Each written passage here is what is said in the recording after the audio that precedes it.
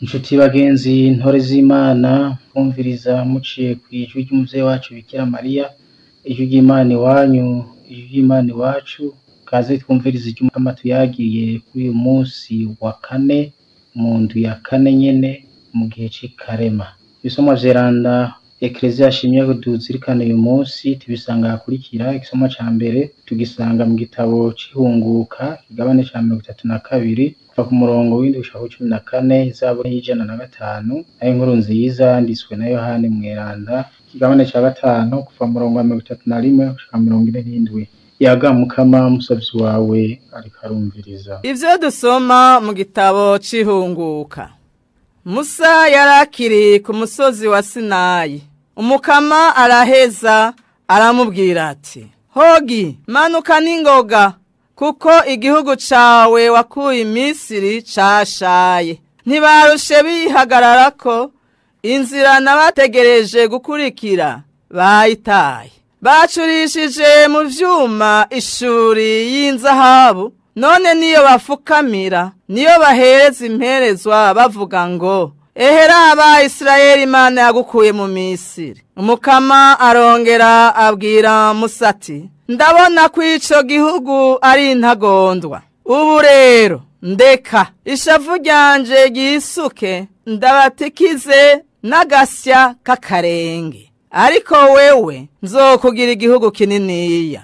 Musa rero aragerageza gucuresha ishavu ry'Imana avuga ati, ni kukiga Mukama utaye ishavu ku gihugu cawe wakuye Misiri ku bubasha bw'ukuboko kwawe n'ibiganza vyawe. Ni kukiga Mukama Abanyamisiri badutyekeza ngo bwa bundi yabakuye Misiri ku gwenge kugira ngo aze abahonereze mu misozi abakure bose kw'isi. Ishavu ryawe nirisubire hasi, uheze uturure, ugirire ikigongwe igihugu cawe cakoze nabi. Nusubiza agatima kuri Ibrahimu, Izahaki na Isirayeli abasuku bawe. Wemereye icese ko bazorondoka bakagwira nk'inyenyeri zo mu kirere. Wongere wibuke igihugu wemeye kuzoshikiriza abuzukuruza babo kikabiraga iryabo imyaka yose. Umukama ngo yumva ayo majambo ya Musa,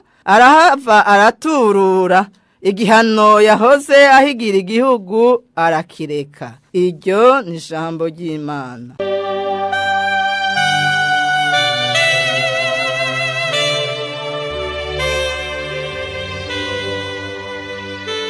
Mukama, twibukane imbabazi ugirire igihugu cawe. Mukama, twibukane imbabazi ugirire igihugu cawe. Ku musozi wa Horebi bacura ishuri, barafukama barunamira ca kintazi. Ubuninahazwa bwabo nyakuri babuguza ishusho y'inyamaswa itunzwe n'ivyatsi. Mukama, twibukane imbabazi ugirire igihugu cawe. Barahava bibagira Imana yabakijije n'ivyiza vy'agatangaza yabagiriye mu Misiri, ibitangaro yabakoreye mu ntara ya Kamu, n'ibiyobera bahinga yagize iruhande y'ikiyaga gitukura. Mukama, twibukane imbabazi ugirire igihugu cawe. Imana yari yarahiye ngo ibahonye, niho rero Musa ariwe umutoni wayo yasimba akabazambira ngo inige ishavu ryo kubatikiza. Mukama, twibukane imbabazi ugirire igihugu cawe.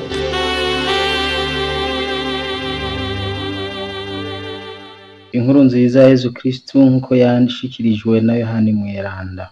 Muri rya misi Yezu yabariye abayahudi ati, ninaba ari jewe nishingira intahe, ingingo yanje si y'ukuri. Hari uwundi anshingira intahe, kandi ndazi ko n'ingingo anshingira ari y'ukuri. Maratumye abashingantahe kwa Yohani, araheza arashingira ingingo ukuri. Suko mbabaye ingingo ishinzwe n'umuntu, ariko mvuze ntyo ngo mukire. Yohani ari urumuri rwaka rukabonesha, kandi mwishakiye kunezerezwa akanya gusa n'umuco wiwe. jeho ndi n'ingingo iruta iya Yohani n'ibikorwa data yantumye gukora. Ivyo bikorwa nyene nkora biremeza ko ari data yantumye. Bisubiye, data yantumye yaranshingiye ingingo, nyamara ntimwigeze mwumva ijwi ryiwe, ntimwigera mubona amaso yiwe. Vyongeye, ijambo ryiwe ntirihangamye muri mwebwe ko mutemera uwo yatumye. Musomana ubwira ivyanditswe kuko mwizeye kubisangamwo ubuzima budahera. Nivyo nyene binshingira ingingo.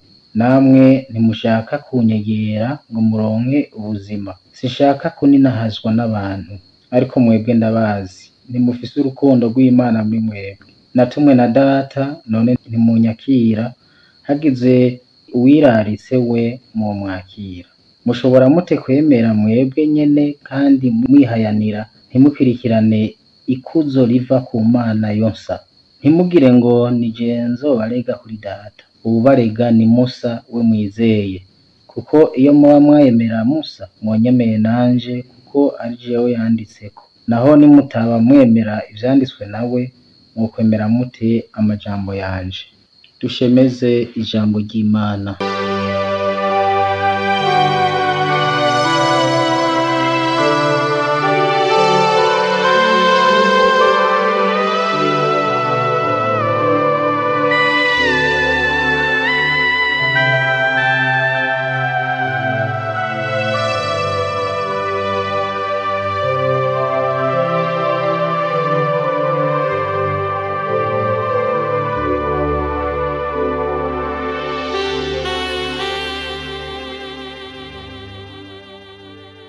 Avukanyi muri Kristu, dusabe mutima mweranda ngo adufashe kuzirikana neza iri jambo Mukama tuyagiye.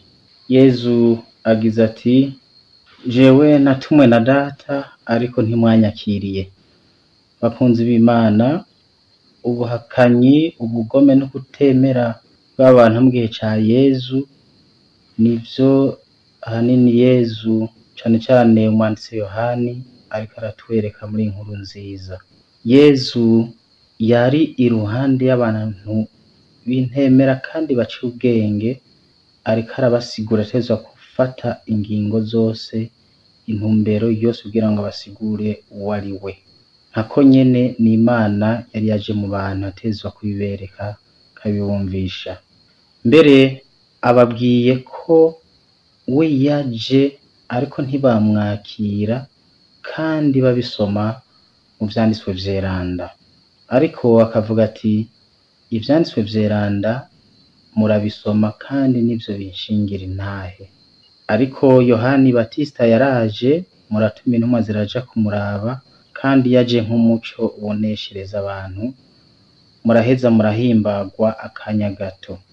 Ariko vyamaze akanya gato.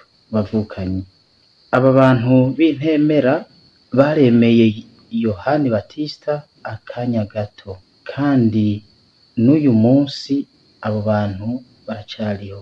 Abantu b'intemera mu gihe ca Yezu Kristu nabo nyene bamuka kuri ba bandi twumva mu gisoma ca mbere, mu kanya gato gusa bihakanye Imana, bakabumbisha ishuri y'inzahabu, akaba ariyo basenga mu kibanza c'Imana. Bavukanyi, murumva ingene abantu turi bamburabugirire, bitugora guca bugufi tukabona neza, tukabona ukuri. Niyo tukubonye tukaguhunga. Bavukanyi, uyu munsi rero twaramaze kugaragaza ukwemera kwacu. Mu nkuka z'imisa twama twagaragaje ukwemera kwacu.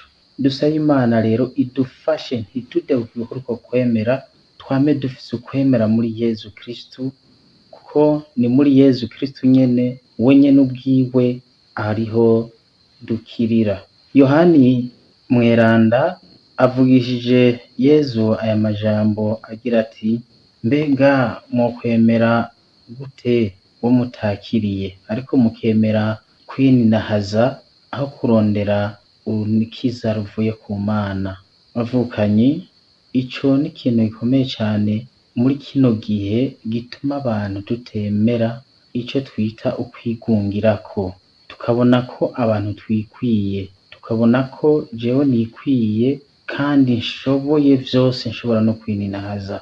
Ukwikunda rero kurenze niko gutuma twebwe abana b'Imana tutabona ukuri, tuguma tubona agapfungu kamengo ni igitambara kidupfutse ku maso, tukama tubabona ivy'isi gusa, tukabona ubutegetsi, tukabona ubutunzi, tukabona ininahazwa ritagira aho rifatiye ryo kuri ino si n'ibindi n'ibindi. Bavukanyi, nitutahaberera amagabo turashobora kuguma turi hasi, turi muri ico kinogo isi iguma itwimbira ku munsi itwereka ibinezero vyo kuri ino si vyo muri kino gihe, aho guhaguruka tukerekeza umutima tuwerekeza ku Mana.